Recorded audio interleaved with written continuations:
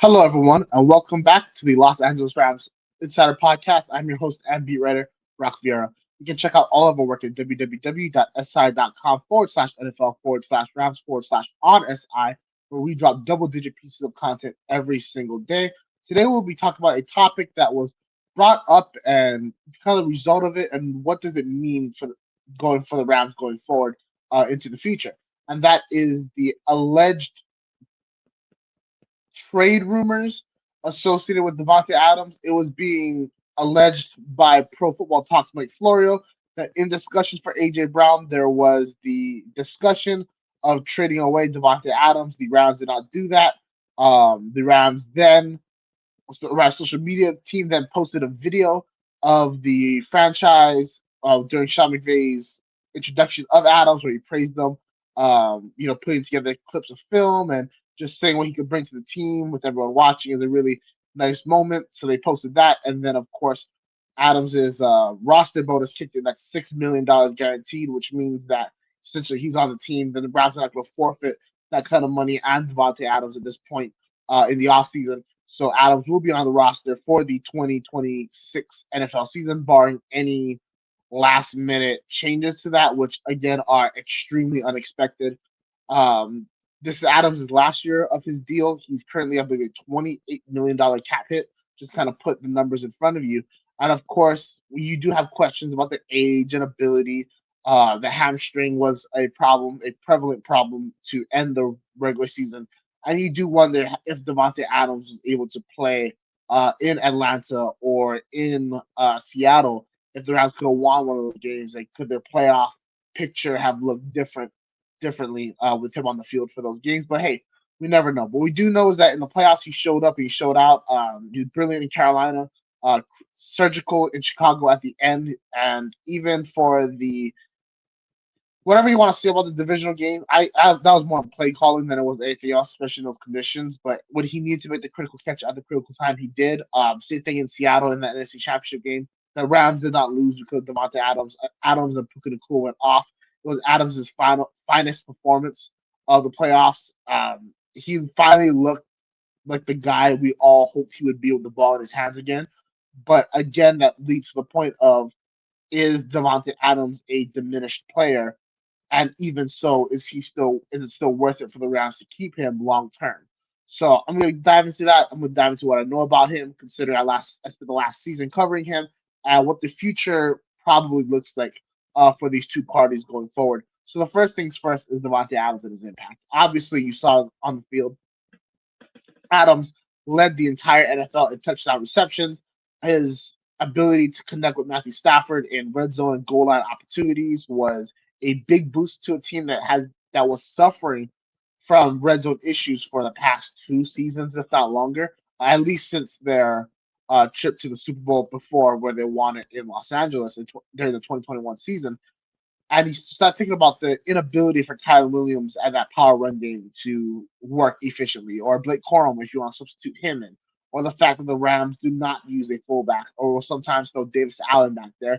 But that's more of just a square peg in a round hole kind of matchup. The One of the big differences, fundamental differences between the McVay offense and the Shanahan offense is, one, their pass to run ratio, and two, Shanahan uses a fullback and actually has a power run game where McVay has never really had that in his arsenal. And we're seeing that translate into issues within their red zone operation.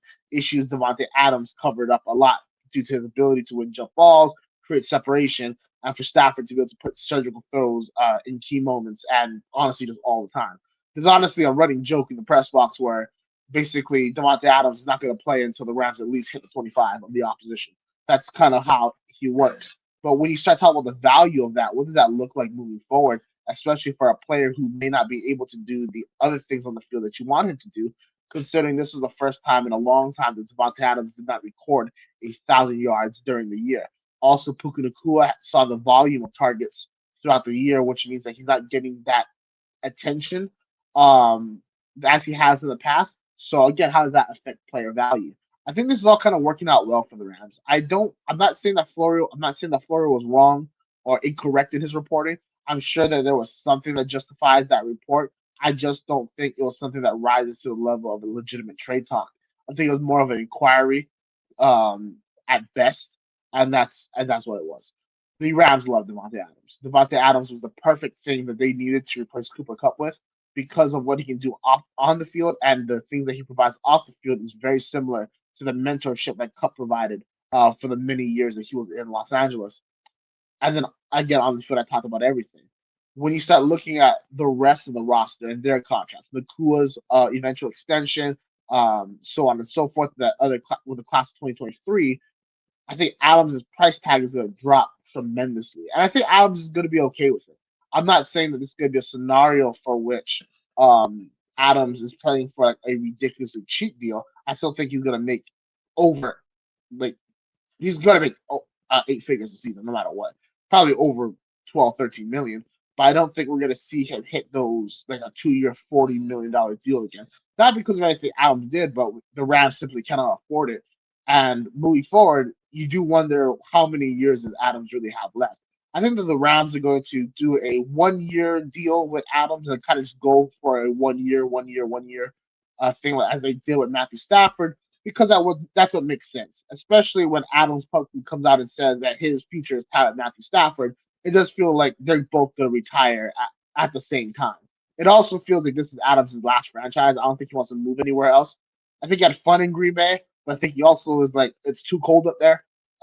Vegas and New York turned out to be duds, and the Rams give him everything he wants: money, security, an ability for his family to have some stability, um, championship aspirations from the organization, and they make moves to go on and do it.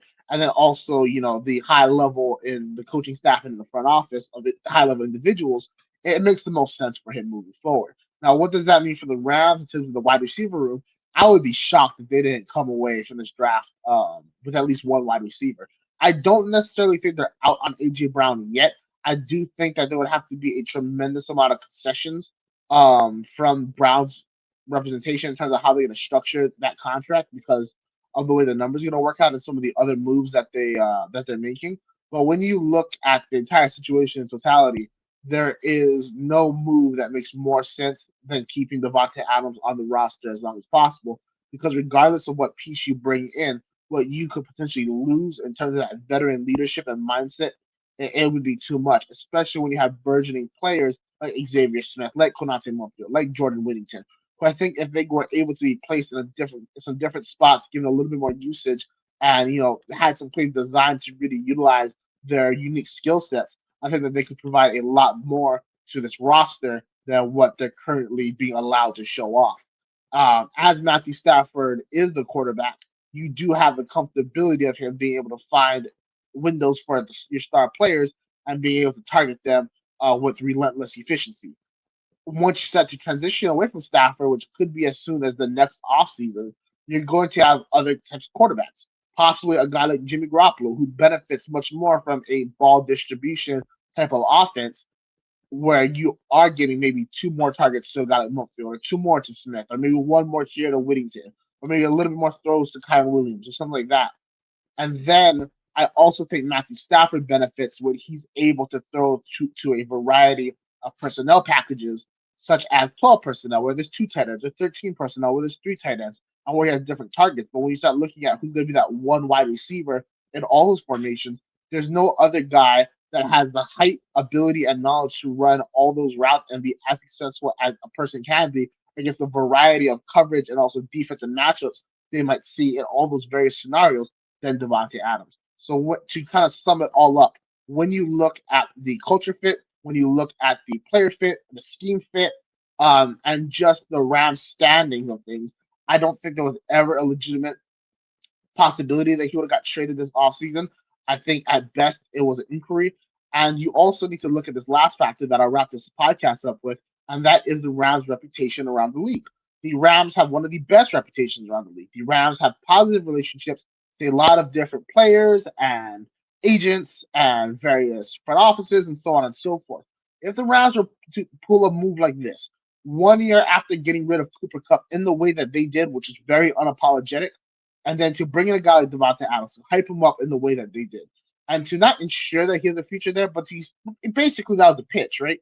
That we want you here. We believe that we can win with you. And then to get rid of him 1 year later after he more than outplayed his contract, it would then force agents and players to be like, hey, if they're going to do that to Davante Adams, they could do that to me, which means I need more guaranteed money up front in my contract. And the more guaranteed money you get, that's the less cap that flexibility a front office will have to make all these numbers work. Because the cap isn't money, it's accounting. And the more guaranteed money teams are going to push for, or agents are going to push for, even more so than they already do, that's not going to allow the Rams, who are able to be very flexible because Stan Kroenke has a bunch of liquid cash that they can use to move these numbers around, and thus they're going to have to start making tough decisions when it comes to the future of their roster. You just want to avoid that, so that's why I think Davante Adams is going to be around for the long-term future, and honestly for the rest of his career. This has been Brock Vieira for the Los Angeles Rams Insider Podcast. You can catch us next time. Take care.